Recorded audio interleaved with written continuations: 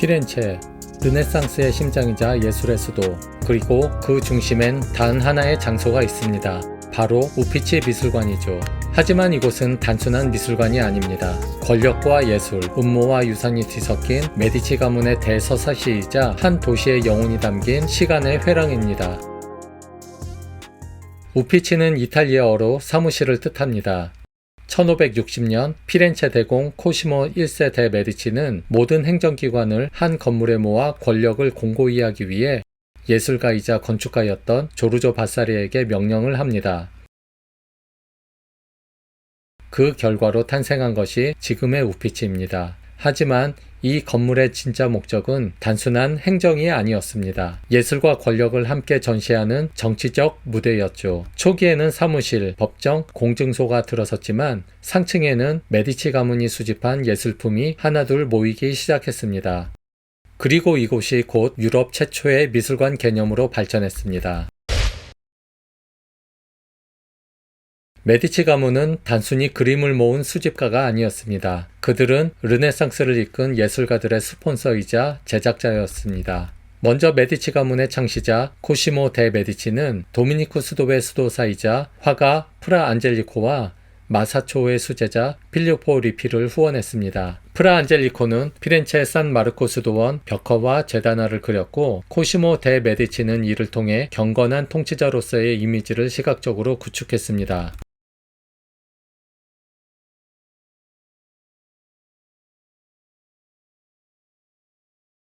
필리포 리피는 방탕한 수도사로 유명했지만 세속적 모습을 종교화에 접목한 것으로 섬세하고 화려한 색채의 화가로 알려져 있는데요. 코시모 데 메디치는 그의 재능에 감탄했으며 그림을 그리게 하기 위해 감옥에 억지로 잡아넣은 일화로도 유명합니다.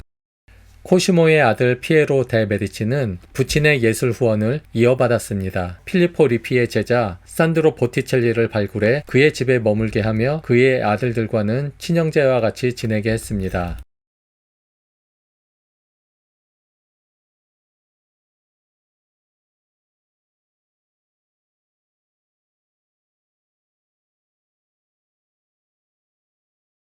위대한 자 로렌초는 예술과 철학의 거대한 후원자였습니다. 그는 산드로 보티첼리에게 봄, 비너스 탄생과 같은 신화들을 의뢰했죠. 그림 속엔 메디치 가문의 이상과 플라톤주의적 세계관이 담겨져 있습니다.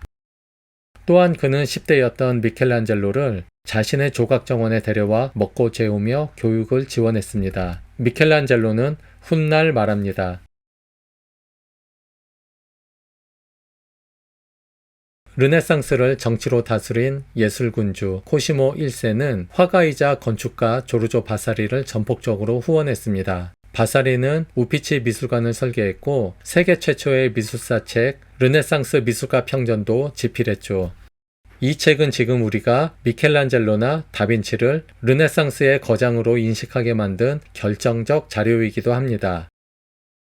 1737년 메디치 가문은 마지막 후손인 안나 마리아 루이자 데 메디치를 끝으로 역사 속으로 사라지는데요. 그녀는 황실과 외국 귀족들이 메디치 가문이 모은 예술품들을 가져가려는 상황을 지켜보며 단호한 결심을 합니다. 이 보물들은 피렌체를 떠나지 말 것, 피렌체 시민과 인류를 위해 남긴다.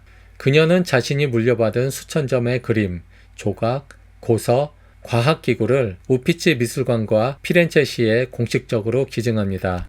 이 기증 문서는 오늘날에도 보존되어 있는데요. 그 조항은 법적으로 여전히 유효합니다. 덕분에 피렌체의 명작들은 해외로 유출되지 않고 피렌체에 남아있죠. 피렌체 사람들은 지금도 그녀를 피렌체를 구한 마지막 메디치라 부르며 감사의 마음을 전하고 있습니다.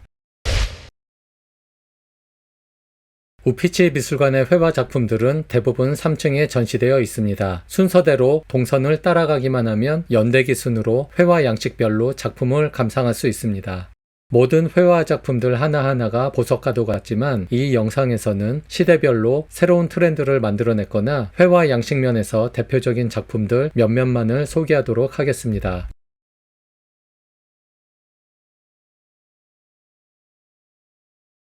이 그림엔 이미 비잔틴 양식에서 벗어난 변화의 씨앗이 담겨 있습니다. 신성한 성모자라는 주제의 이미지를 넘어 공간 표현과 3차원 구조물, 위험을 잃지 않으면서도 인간적인 부드러운 미소를 띠고 있는 동정 마리아의 모습, 사실적 조형미가 돋보이는 작품입니다. 이미 르네상스는 조토로부터 시작되었습니다. 이 작품에 나타난 표정, 시선, 감정의 흐름, 조토는 단순한 성화를 넘어서 사실주의에 기반한 이야기를 전달하는 그림의 시대를 열었습니다. 국제 고딕 양식의 전형, 화려한 선과 금빛 배경, 그리고 마치 연극의 한 장면과도 같은 가브리엘의 섬세한 손짓과 바람에 휘날리는 옷깃, 놀란 동정 마리아의 극적이고 유려한 자태, 정교함과 화려함, 우아함의 극치를 보여주는 시에나 미술의 대표작입니다. 금빛으로 반짝이는 이 그림은 마치 중세판 고급 잡지의 표지 같습니다. 젠틸레는 온갖 보석, 화려한 의상, 이국적인 동물까지 그려넣어 동방박사의 행렬을 진짜 왕의 퍼레이드처럼 만들었습니다. 사실 이 작품은 피렌체의 유력 가문 스트로치 가문이 피렌체의 정치적 리더가 되고자 하는 염원을 담고 있습니다.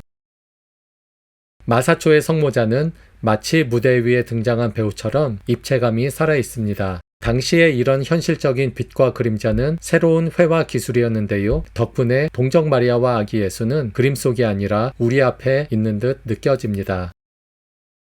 우첼로는 전쟁 장면을 수학 문제처럼 그렸습니다. 창과 깃발, 병사들이 모두 원근법에 맞춰 배치돼 마치 장난감 병정들이 전장 위에 줄 맞춰 선 것 같은 느낌이 듭니다. 전투의 긴장감보다는 모든 것이 정교하게 소실점으로 모여지는 것이 느껴지는 작품입니다. 보티첼리의 동방박사는 단순한 성서의 한 장면이 아닙니다. 그 속 인물들의 얼굴은 모두 메디치가의 사람들이죠.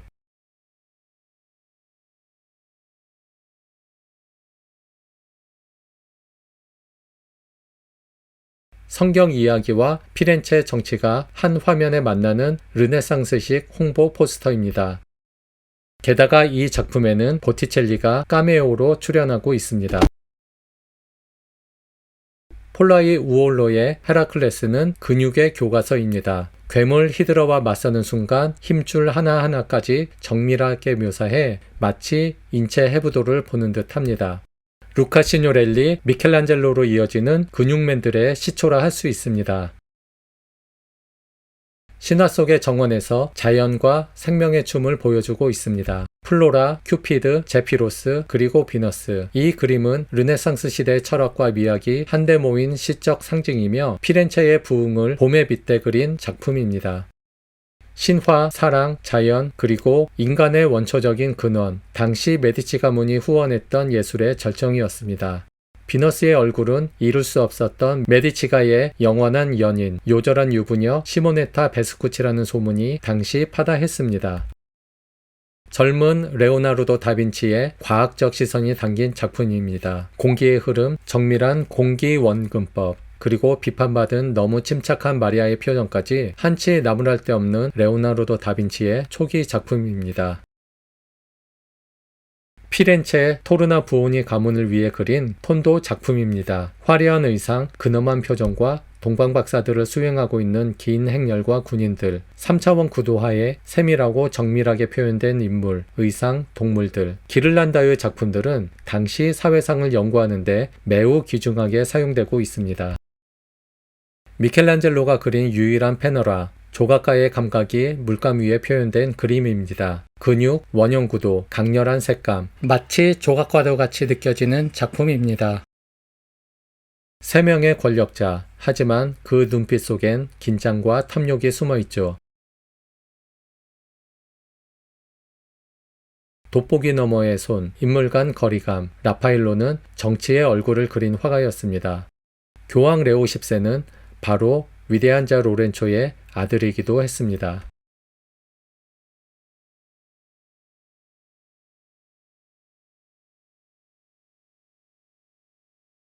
레오나르도 다빈치, 미켈란젤로, 라파일로가 피렌체를 떠난 직후 매너리즘 작품들로 피렌체 미술을 이끌었던 안드레아 델 사르도,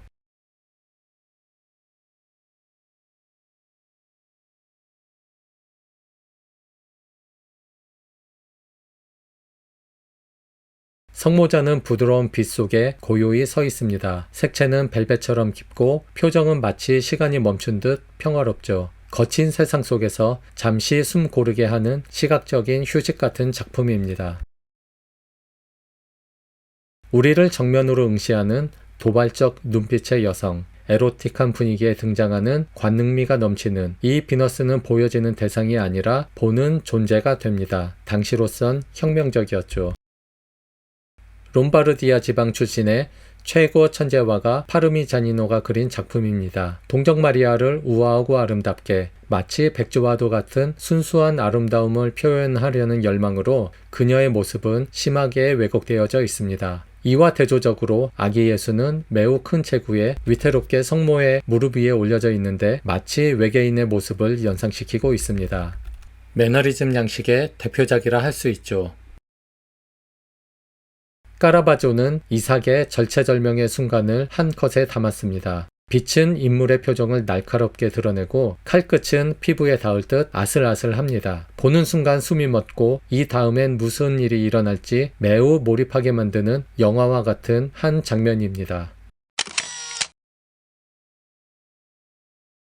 우피치 미술관은 단순히 아름다운 그림들을 모아둔 공간이 아닙니다. 그곳엔 권력을 미로 승화시킨 가문의 야망, 죽는 순간까지 예술을 포기하지 않았던 예술가들의 숨결, 그리고 한 도시가 자신의 정체성을 지켜내기 위해 건넨 마지막 유산이 고스란히 남아 있습니다. 1737년 마지막 메디치, 안나 마리아 루이자 데 메디치는 모든 것을 떠나면서도 이렇게 속삭였습니다. 이 보물들이 피렌체를 떠나는 순간 이 도시는 영혼을 잃게 될 것이다. 그녀의 이 한마디가 오늘날 우피치의 모든 작품들을 피렌체에 남게 했고 우리 모두가 그 영혼을 만질 수 있게 만든 것이죠. 지금 우리가 우피치를 걷는다는 것은 단지 미술을 보는 것이 아니라 시간을 걷는 것이며 역사를 만지고 인간이 남긴 가장 아름다운 흔적과 마주하는 일입니다.